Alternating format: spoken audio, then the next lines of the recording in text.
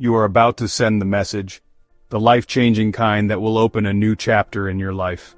It is an opportunity you had long dreamed of, a collaboration with someone you admire, a chance to grow, expand, and be seen, but you pause. Your heart begins to pound, doubts surface, thoughts like, you're not ready. They'll reject you. It's safer to wait, floods your entire being, leaving you frozen and paralyzed. In a feeble voice, your logical mind pushes back. Nonsense, it says. You've worked hard, you're capable. But another part of you, louder, bolder, and older, had already pulled the handbrake. You dropped the thought, the ambitions, and the action. You may not know, but what had stopped you wasn't laziness. It was a silent fear of success. It was your inner child, still loyal to the commands it learned long ago. Commands like, don't be too visible, don't reach too far, you'll be stuck with no one to rescue you. Remember what happened the last time you aimed too high? Stay safe, stay here, stay small, it cautioned. And on the command of that faithful but restrictive protector, your ego, your inner child, you had panicked and recoiled to the safety of non-ambition, like many times before. If this story resonates with your current situation in any way, then this video is just what you need to set you free from this unfortunate dilemma affecting millions worldwide each day. In 16 minutes, you will have all the information you require to understand the playbook of what's been happening to you and to effect a lifetime's worth of transformation. One that so many people need, but never get practically explained this way, free of complex words and jargon. By the way, the information this video contains is also very useful for anyone doing shadow work, or stuck in a misunderstanding of its core dynamic.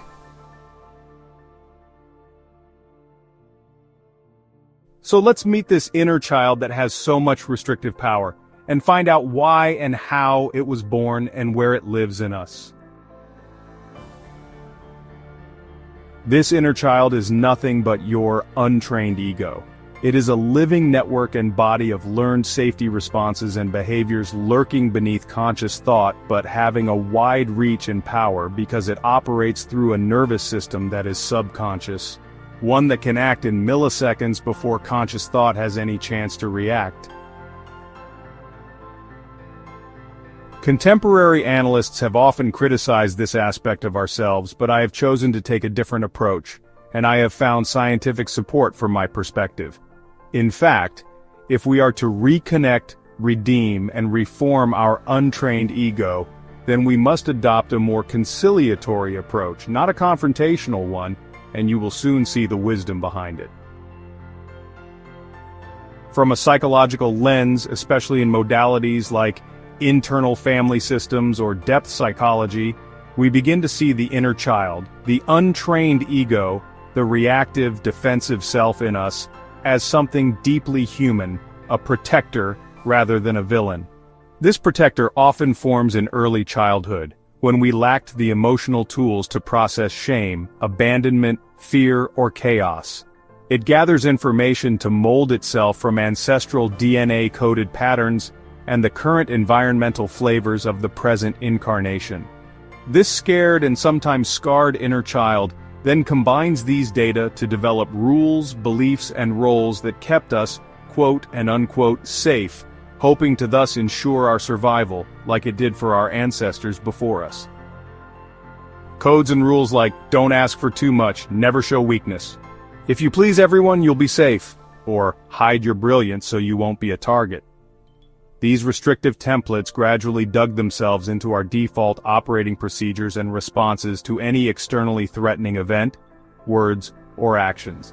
Thus, over time, playing safe became our reliable default safety net, rightly or wrongly. This isn't a flaw in and of itself, at least back then. These codes were emergency blueprints, drafted in emotional darkness and intended to protect you, its vulnerable host. And like a diligent knight at the gate, your ego still follows these commands. Even now, decades and centuries later. So, when we're told to destroy the ego, we're essentially asked to extinguish a part of ourselves that once saved our life. This is why true mystics and spiritual seekers reject spiritual dogma that promotes violence against the self. Growth does not come from fragmentation, it comes from integration. And by the end of this video, you will learn exactly how to do that.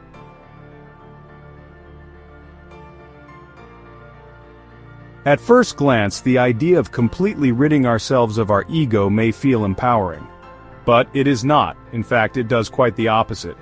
For beneath the surface, it creates an internal war, leading to the spiritual bypassing that is so common today, that is, using spiritual concepts to console ourselves and avoid the inner pain that direct change usually carries with it. It can even lead to suppressed emotions, bringing us back into the very inauthenticity we are trying to evolve out of, leaving us rigid, disconnected, and relapsing into ego patterns after breakdowns because the root was never healed.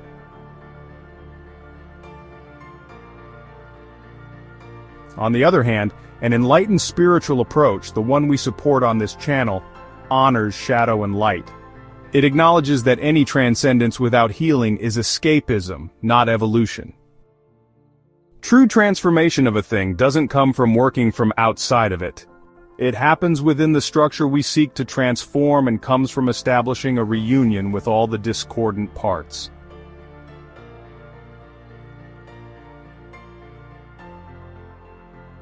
The untrained ego fears the light of awareness for a reason.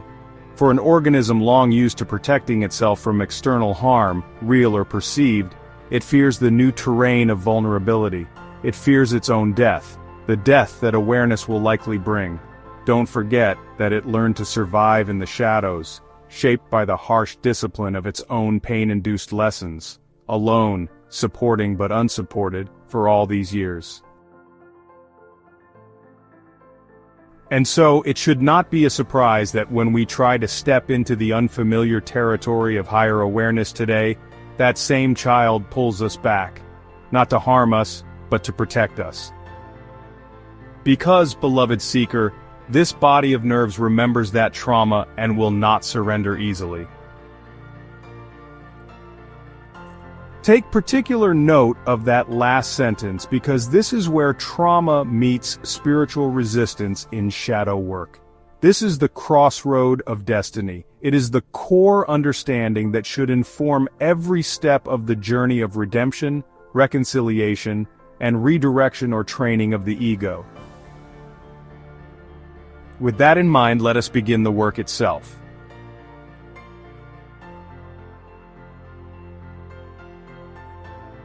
The process of coaxing the inner child to meet the light of new awareness and let go of old, ingrained but now baseless fears, beliefs, and patterns is via a sensitive and tiered approach. This is how we will help the inner child become a co-creator rather than a saboteur. The next few steps demonstrate how that sensitive, tiered approach would look. Kindly bring out your private companion journal for this stage. First, witness without shame. Begin by observing your reactions with curiosity, not with shaming or condemning judgment. As an example, instead of echoing, panicking, and affirming the "I always self-sabotage" uttered by your inner child, step back and say, there's a younger part of me that's afraid. Then ask, why so? This shift softens the inner field and creates a space for the ego to be seen and to enter into and tell its own story without fear.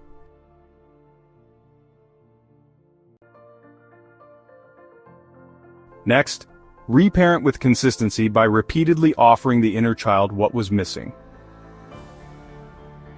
Once you've pinpointed the background emotion that generated or sustains the story, then let your inner child know that, with the knowledge you now have, these supports are now available. Was it safety they craved on your behalf, or encouragement, or gentle boundaries, or even warm attention? Be consciously ready to provide these assurances and support each time the inner child needs it, to forge ahead with you in this journey of reintegration you are now undertaking together. These can be through meditative inner dialogue, journaling or visualization, or just plain compassionate self-talk.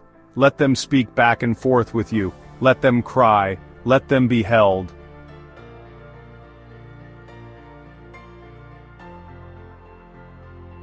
Thirdly, honor the old commands and misplaced directives, then rewrite them. Thank your ego for what it did to protect you. Literally say, I know you were trying to help, thank you for keeping me safe when I didn't know how to protect myself. Then add, but I'm not that child anymore. I have new tools, you don't have to carry this alone. That is an honor to the ongoing process, the past, and the future. Then rewrite the scripts. For example, change the old script of be invisible to a new one, you're safe to be seen now. Do this for every old and redundant script and emotion, and ensure you write it down in your journal for consistency of response. Fourthly, make the glare of this new light feel safe. Don't force transformation, invite it gently. Gradually introduce the inner child to joy, wonder, and play again, not as a test but as a gift. Engage in creative expression, nature walks, inner child letters, or breath work that grounds the nervous system. This way, with repetitive conditioning, neuroplasticity rewires all old restrictive responses to a new default pattern that is based on increasing joy and confidence. Every act of compassion assures your inner child, it's safe now, you can let go.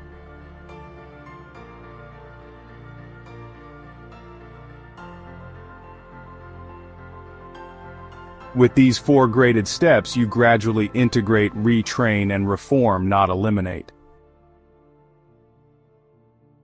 Your untrained ego is not evil and its current blueprint is not entirely wrong, if the underlying motive, which is to shield you from harm, is anything worth appreciating. Its dynamics and use case are just outdated and need upgrading in line with higher wisdom. Once healed, it can become many things, all of which you will need as you evolve into a better person on all levels, including spiritually. From being your guardian of discernment, to being your boundary setter, to being your inner advocate and your embodied wisdom keeper, its inbuilt tenacity and speed become an asset to your spiritual journey, grounded, humble, and responsive, not reactive. You will agree with me that there is no better aspect of you to hand the protection of the new version of you into their hands than one who has protected you, albeit with limited knowledge, ferociously and faithfully for millennia. It's like sending a faithful employee to a course that upgrades their skills and they come back to work for you. When the inner child feels seen and safe, they stop acting out and start acting in tandem, with the same vigor as before, but with a better and aligned understanding. You begin to feel internal alignment, decisions become easier, resistance fades, creativity returns. You stop swinging between extremes of ambition and avoidance. You feel whole. This isn't theoretical, it's emotional physics. I speak to you from verified personal experience, and I offer you that hard-earned knowledge today, for free. When all parts of you stop fighting each other, your inner system becomes coherent, peaceful, powerful, and that peace radiates outward. So no, you don't need to kill your ego. You need to appreciate it, acknowledge and honor its past motives, and welcome it home to the new blueprint it will now implement for you. Let your spiritual adult hold hands with your inner child and lead them into the light of new awareness. Let the light feel warm, not punishing, and make your journey one of reunion, a return to innocence that has now gained wisdom. Because healing is not about becoming someone new, it's about becoming enough to remember who you've always been. And that, the inner child smiling in the light, is not just your healed ego, it is also your new partner in soul work. Now the divine blueprint is sure of being implemented in your life. You are on your way back to Eden, to your waiting crown, godhood, and dominion. That, dear friend, is the definition of freedom. I know you are smiling. I'm not only happy for you. I am also grateful to serve you as well.